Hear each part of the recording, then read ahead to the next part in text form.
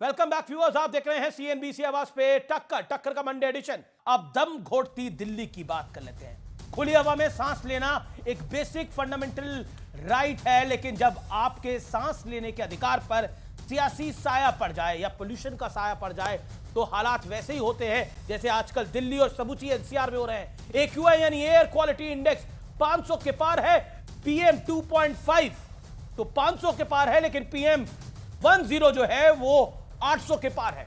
आपके फेफड़े हर दिन करीब 1 दर्जन सिगरेट का धुआं झेल रहे हैं।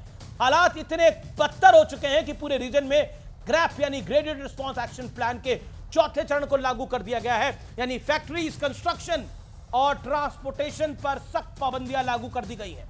सुप्रीम कोर्ट ने सोमवार को आदेश दिया है कि दिल्ली से जुड़े सभी राज्यों को स्कूल की फिजिकल क्लासेस को तुरंत बंद कर देना चाहिए। दिल्ली वालों को गैस चैम्बर में रहना पड़ रहा है, इसके लिए दिल्ली सरकार की बड़ी जिम्मेदारी है। यह बात मैं नहीं कह रहा, बल्कि ऑनरेबल सुप्रीम कोर्ट ने दिल्ली की आम आदमी सरकार को कड़ी फटकार लगाते हुए कहा है।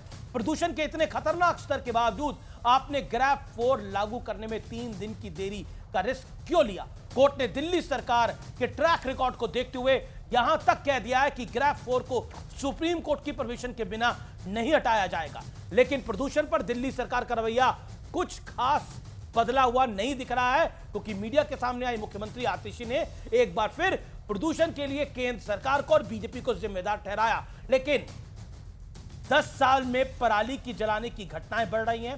हालांकि उन्होंने दावा किया कि पंजाब में पराली जलाने के मामलों में 80% की कमी आई है। आंकड़े भी बताते हैं कि पंजाब 2020 में पराली जलाने के 80,300 मामले दर्ज हुए थे, लेकिन अब वो थोड़े कम हुए हैं। लेकिन पाकिस्तान में कृत्रिम वर्षा हो रही है पोल्यूशन को कम करने के लिए। अब लगता है भारत में भी उसकी आवश्यकता है। पता नहीं हमारी सरकारें कब जागेंगी। तो फिलहाल टक्कर के आज के एडिशन में इतना ही। उम्मीद है आज का कार्यक्रम आपको पसंद आया होगा। नमस्कार, शहजाद आपका भी बहुत बहुत धन्यवाद।